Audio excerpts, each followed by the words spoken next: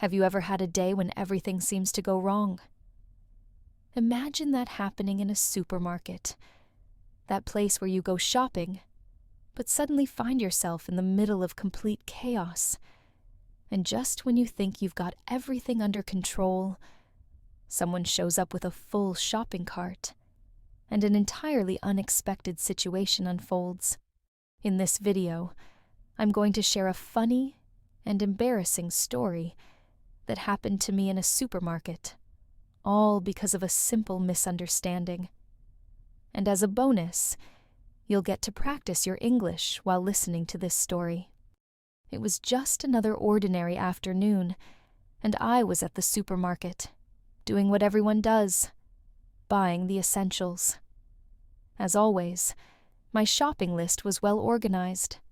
Something for dinner, hygiene items, and of course, a few products that I always end up adding to the cart at the last minute. I even put my headphones on to listen to some music while strolling down the aisles.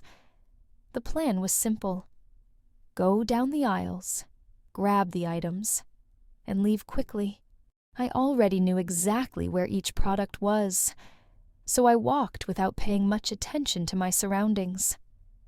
The supermarket was relatively empty, which made everything go faster. I grabbed the cart, started adding things to it as I passed through the aisles, and crossed paths with people without really worrying about what was going on around me. I just wanted to finish the shopping and go home. Then, something strange happened. I walked past a fruit aisle, and without realizing it, pushed a different cart than mine. But of course, in my rush to grab the products, I didn't notice that the cart had changed. I kept adding items from my list to the cart. However, when I looked at the products, I felt like something was a little off. I continued shopping as usual, picking up one item here and another there. But when I reached the cereal aisle, I started to notice something strange.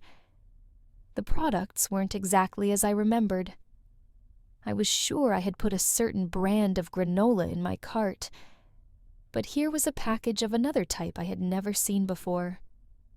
I thought maybe it was just me being distracted, so I continued. Soon, I noticed a few more items out of place. Instead of my favorite toothpaste, there was a completely different brand. I stopped for a moment and looked at the cart. None of this is on my list, I thought. A feeling of confusion started to take over me. I began to look at the other things. A can of beans that wasn't in my plan, some cookies I never bought, and even a laundry detergent from a brand I didn't even know existed. What was happening? How had I ended up with a cart full of products I definitely hadn't planned to buy? I looked around, searching for some clue, trying to understand how this had happened. And that's when I saw him. The guy with a similarly strange cart. He was standing still, looking at the products as if he had just realized the same thing I had. Just like I was feeling at that moment, he also seemed completely lost. I stood frozen for a few seconds, trying to understand what had just happened. What had I done with my cart? How had I ended up with all these strange products? I decided that I needed to find my cart, and quickly. So, I started walking down the aisles, scanning the carts around me, trying to identify mine. As I walked, my frustration grew. How could someone be so distracted to grab the wrong cart in such a busy supermarket? I just wanted to get back to my routine and continue shopping. But it seemed that finding my cart had turned into a real treasure hunt. I passed the cleaning products aisle, then the beverage section, but still no sign of my cart. I was starting to think I might just give up and grab another cart when, suddenly, I saw the guy again. He looked as lost as I felt, staring at the products in his cart and shaking his head. That's when I saw him grab a can of soup that clearly wasn't on his list. It was the same brand as the can that had been in my cart. Immediately I realized what had happened. We had both grabbed each other's carts.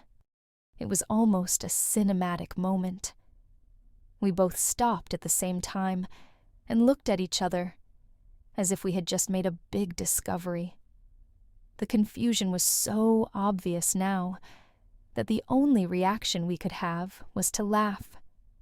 And it was a loud laugh, the kind you have when you finally understand the absurd situation you're in. "This cart is mine," we both said at the same time. The scene was funny and light-hearted, as if we were in a comedy film, both laughing at the embarrassing situation. The guy seemed as relieved as I was. He was no longer lost, and neither was I. The problem was solved, but the confusion still lingered in the air. As we swapped carts, we chatted a bit about how the situation seemed like something straight out of a movie script. I was surprised at how naturally everything had unfolded. No stress, no rush. Just two strangers meeting in the middle of some random supermarket confusion. The exchange of carts was quick, but the moment stayed etched in my memory. We said goodbye with a smile, and as he walked away, he was still chuckling to himself. I couldn't stop laughing either, thinking about the whole mess and how funny it had been. The whole situation made me reflect on how simple everyday things can turn into something so funny, even when we're in the middle of a mess. By the end of it all, I realized that the most important thing was the lightness with which we handle unexpected situations. I could have gotten upset, considering I'd have to start over and search for everything again. But instead, I chose to laugh about it and move on. After all, what would we be if we couldn't laugh at ourselves, right? It was funny to think that, in that supermarket, we were two complete strangers, united by the same absurd situation. And instead of getting mad about the cart swap, we had fun with the mistake. That mix-up reminded me that, in life, things often don't go as planned, but it's our reaction that truly matters. After the cart swap, I continued my shopping, now more attentive to my list and the carts around me.